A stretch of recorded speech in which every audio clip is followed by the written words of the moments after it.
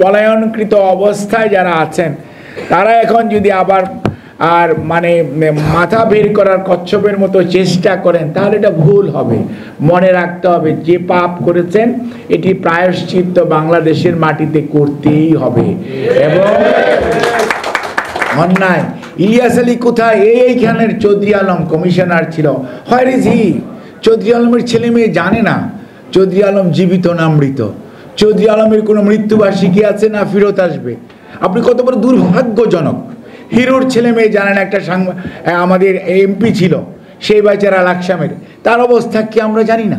কাজে এইরকমভাবে এটা একটা রাম রাজত্ব, একটা মগের মুল্লুক তৈরি করে, অর্থাৎ কর্তৃত্ববাদী শাসনের চরম পরাকাষ্ঠা যেটি দেখানো সেটি দেখিয়েছিল পলায়নকৃত স্বৈরাচার।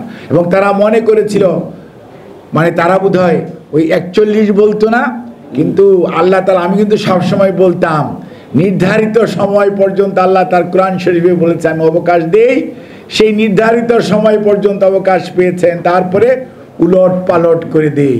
5ই আগস্ট, এখানে সাংবাদিকরা বন্ধুরা আছেন, 5ই আগস্ট দুপুর 12টা পর্যন্ত আপনারা কিছুই দেখাতে পারেন নাই, আমরাও দেখতে পাই না, দেশবাসী দেখতে। 12টার পরেই ঘটনা উল্টে গেল এবং দেখলো জনতার স্রোত ঢাকা শহর দখল করে নিল, আরেকজন হেলিকপ্টারে পালিয়ে যাচ্ছে, সেটা আমরা দেখতে পেলাম।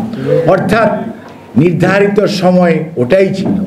কাজেই মনে রাখতে হবে যে কোনো অবস্থাতে কর্তৃত্ববাদী শাসন হিটলারেরটাও মুসলিনিরটাও স্থায়ী হয়নি, এবং আইয়ুব খানের কর্তৃত্ববাদী শাসনও ঠিক টিকে নাই। এখানেও যে অবস্থা, বা আমাদের দেশেও যারা স্বৈরাচারী ছিল তারাও প্রলম্বিত করতে পারে নাই, চেষ্টা করেছে। ইনারা হয়তো একটু বেশি দিন, এবং রক্তক্ষয়ের মাধ্যমে অর্থাৎ রক্তের বিনিময়ে যে অর্জন আগামীর বাংলাদেশ পুনর্গঠন, সেটি কিন্তু সত্যিকার অর্থে আমাদের যে গণ ঐক্য তৈরি হয়েছিল 5ই আগস্টে, সেটিকে আমাদের ধরে রাখতে হবে। কোনো অবস্থাতেই পতিত স্বৈরাচারের উস্কানি অথবা প্রলোভন অথবা পার্শ্ববর্তী কোনো দেশের কোনো ধরনের চাপ, এগুলোর সাথে কোনো কম্প্রোমাইজ করা যাবে না। সবার আগে বাংলাদেশ, আমাদের নেতা জনাব তারেক রহমান যেরকম বলেছেন সেটিই মনে রাখতে হবে যে দেশটি আগে। আমাদের নেতা বলেছিলেন ব্যক্তির চেয়ে দল বড়, দলের চেয়ে দেশ বড়। শহীদ জিয়ার ঘোষণা, উনার ছেলে বলেছেন সবার আগে বাংলাদেশ। কাজে মনে রাখতে হবে আমাদেরকে আজকে ঐক্যবদ্ধ থাকতে হবে, এবং ঐক্যবদ্ধ থেকেই নির্বাচন নিয়ে যে ধরনের প্রলম্বিত করার চেষ্টা করা হচ্ছে, আমি মনে করি যতটুকু সময় গিয়েছে আর যৌক্তিক সময় ডিসেম্বর আর জুন, এই তো গ্যাপ, ঠিক আছে, এটা নিয়ে আলোচনা করে এটা ফয়সলা করেন, এটা নিয়ে এটা আলোচনা করে ফয়সলা করেন।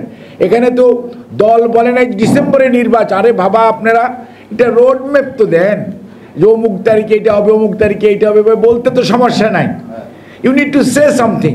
জনগণ কতদিন অপেক্ষা করবে? আমরা তো চাপাতি রাত্রিবেলায় সন্ধ্যার পরে বিশৃঙ্খলা দেখতে চাই না। আমরা তো দেখতে চাই না যে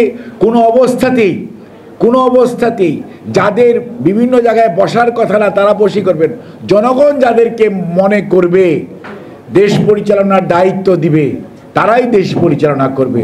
তাদের যে ওনারশিপ থাকবে, তাদের পিছনে যে ব্যাক সাপোর্ট থাকবে, সেটি তো অন্তর্বর্তীকালীন সরকারের পক্ষে অর্জন করা সম্ভব নয়।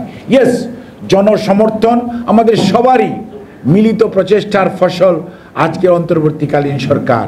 কিন্তু নির্ধারিত সময় বেশি যদি প্রলম্বিত করে ফেলেন তাহলে গ্র্যাজুয়ালি কিন্তু আপনাদের এই কার্যক্রম, এখনই দেখেন গতকালকে বা পরশু তার আগের দিনের যদি আপনি পত্রপত্রিকায় দেখেন, আপনারাই যারা ক্ষমতায় আছেন বা ক্ষমতার ছিলেন এখন একটু বাইরে এসছেন, তাদের বিভিন্ন বক্তব্যে আপনাদের মধ্যে এক ধরনের বিশৃঙ্খলার আওয়াজ পাওয়া যায়। জনগণ বিশৃঙ্খলা চায় না।